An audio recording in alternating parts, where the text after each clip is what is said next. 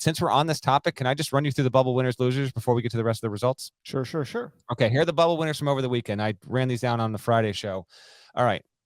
And then take it where you want with any of these teams or any of these takeaways. Auburn, lock. Beat Tennessee, quad 1 win. It's in. No doubt about it. West Virginia, now a lock. Beat K-State, quad 1 win. Both those teams were on their home floors against quad 1 teams and arguably got their best wins of the season. Congrats to Bruce Pearl's Tigers. Congrats to Bob Huggins' Mountaineers. You're both going to the tournament.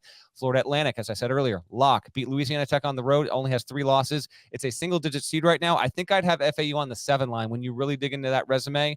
Looking very, very pretty right now. Oklahoma State is not in for sure, but maybe they got an intriguing resume. We will get to that later in the week, depending on what the Cowboys do. It did get a Q1 win against Texas Tech. We'll get to the Red Raiders in just a minute here, but had to have it win. They're a bubble winner. Utah State. I think Utah State should be in as of now. Beat Boise State for its first quad 1 win. Has good metrics. A very intriguing debate can be built around Utah State's resume and what we would do with that versus, 2 or 3 other power conference teams right near the cut line. I would have Utah State in, and I would have them in even with a little bit of room to spare after getting the Boise State win. USC won after 1 a.m. on Sunday morning. I stayed up till the very end. I was fading heavy, but I watched it until the bitter end. Beat Arizona State. Trojans are in the field for now. Penn State won at the buzzer over Maryland on Sunday.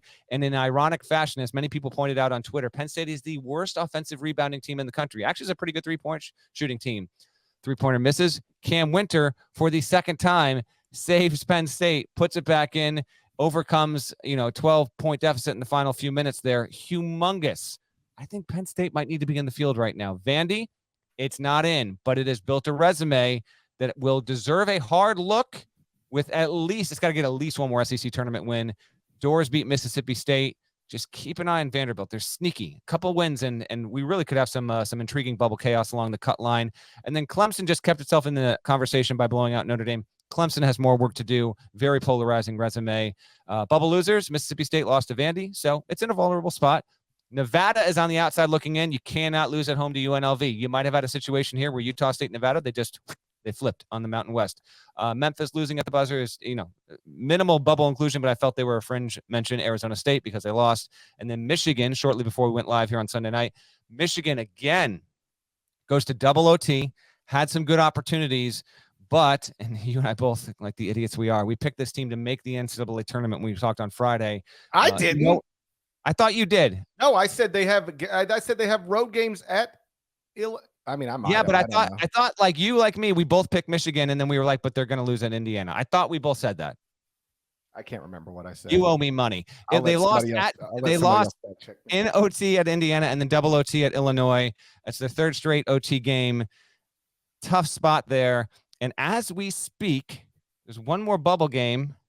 You got to explain to these people why we didn't wait on Northwestern versus Rutgers, because it's going down right now at Jersey Mike's Arena. Northwestern up 16-12. This game, live in progress podcast reporting. Dude, are we not live to the people watching? Hey, YouTube, come on, do the thing. Hey, exactly. Hey, how about this? YouTube. Exactly.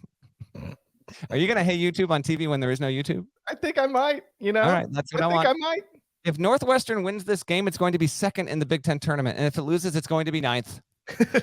Amazing. That's hilarious. Dude, second versus ninth is based on one game. That's all you need to know about the Big Ten.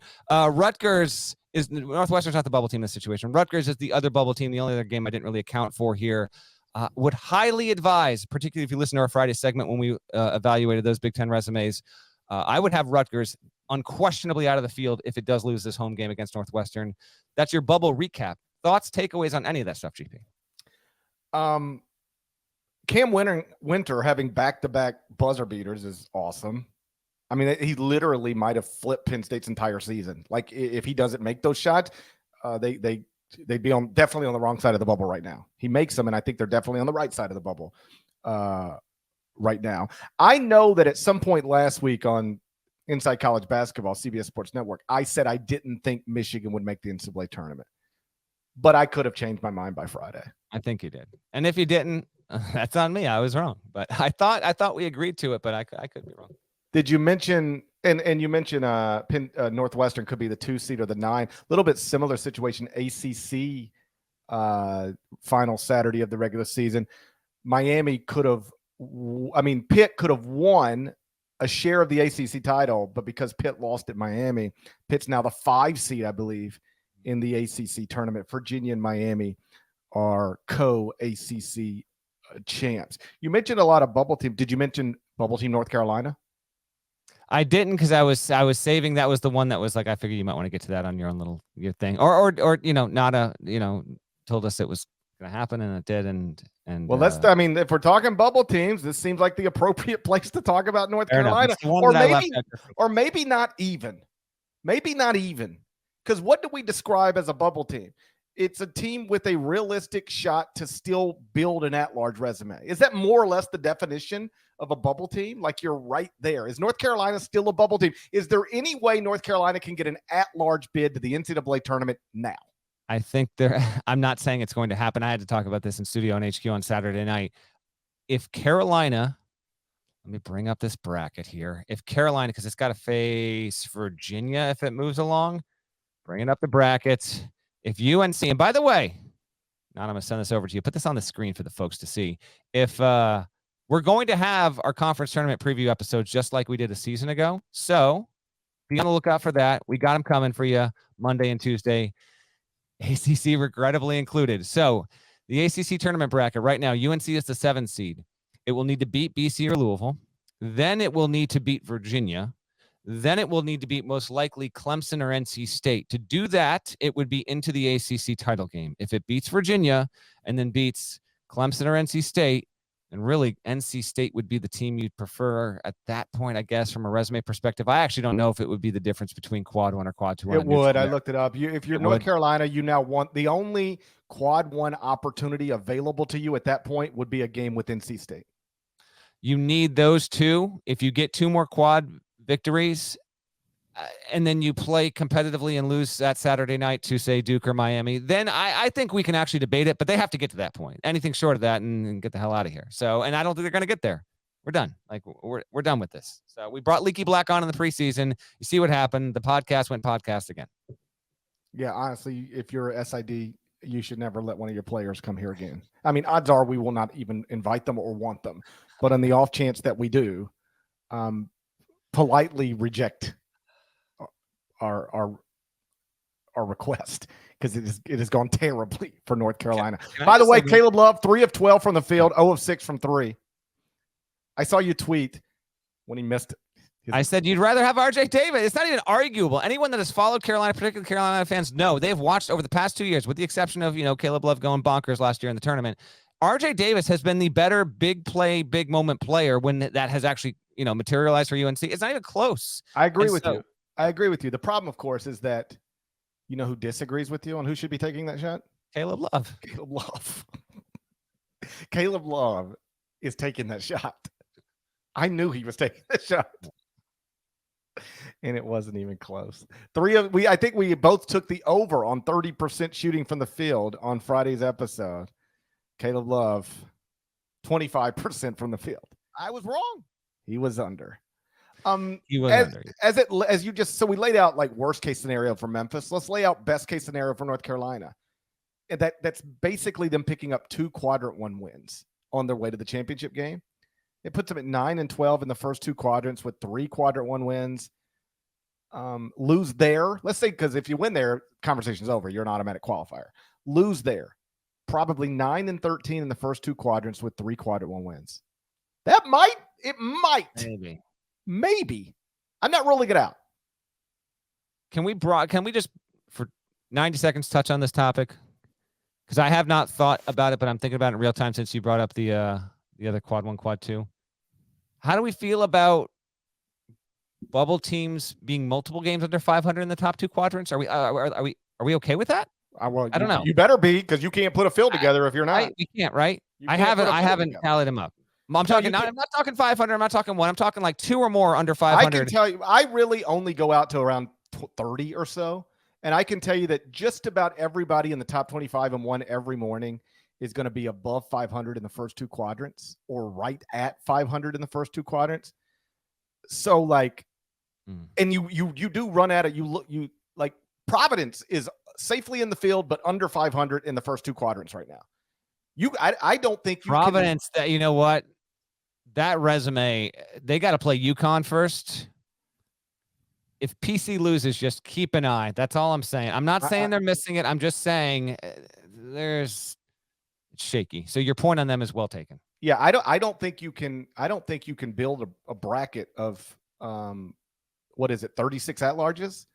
I don't think you can get 36 at-larges if you make a rule you have to be 500 in the first two quadrants. Or even 100. But to that point, keep in mind, Jerry Palm did make a bracket, and Michigan, as of this morning, was his last team in.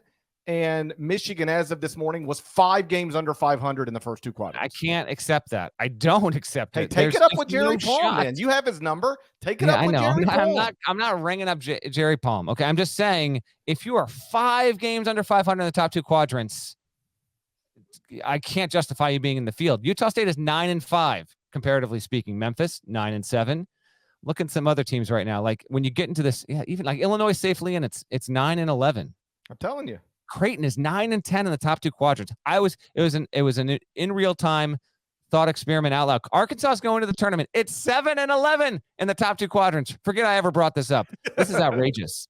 This is outrageous. Everybody stinks. What are we talking about here? Everybody stinks except for UCLA and Kansas. It really is that kind of year. I'll say this as a broad qualifier. If you're more than 2 games under 500 in quad 1 and 2, and you have multiple quad 3 or quad 4 losses, then get out of my face forever. You better cut the tournament field down to 32 then. I want to know who's in the field where that applies. 2 or more under 500 in the top two quadrants, and they have multiple Q3, Q4 losses. Is there someone in the field that applies to that? Because I don't think there's any justification ever for that. I would be. I don't think that's true out there. Maybe it's Providence. Let me check Providence right now. What about Michigan? Hold on. Providence is 6-9, 1 Q3 loss. Doesn't have 2. Michigan right now. I'm bringing it up. Michigan is 8-14 in the top two quadrants and has 1 quad 4 loss. You're done. See ya. They got to win at least 2, and they might need 3 Big Ten tournament wins. You cannot justify that. They've had 15 opportunities against quad 1, and they're 3-12. Get out of my face. I'm sorry. Not in the field, and I don't think they should be even the first 4 out at this point. You're gonna have teams that I think fit that criteria. Let's see here. All right. Broadly speaking, as you look on this, okay. Particularly, let me bring this up. So Charleston. Okay, how about you're done with Rutgers then, because they're 9-9 they're 9-9. 9-9 in the first two quadrants, 3 quadrant 3 losses. Yeah, and exactly. That's a heavy dose. Charleston right now, strength of record, top 45 overall. 2-1 in quad 1 and 2. 2 Q3 losses and great. But I would put Charleston in before Michigan. It's not even a question. Not even a question for me. You're going to have to take this up with Jerry Palm. What do you do with Clemson? I know what I do with Clemson. They lost Clemson right now. You can't go to the 7-5 in the top 2 quadrants. Clemson has results in all 4 quadrants. It's 4-3 in quad 1, 3-2 in quad 2, 6-2 in quad 3, and 9-2 in quad 4.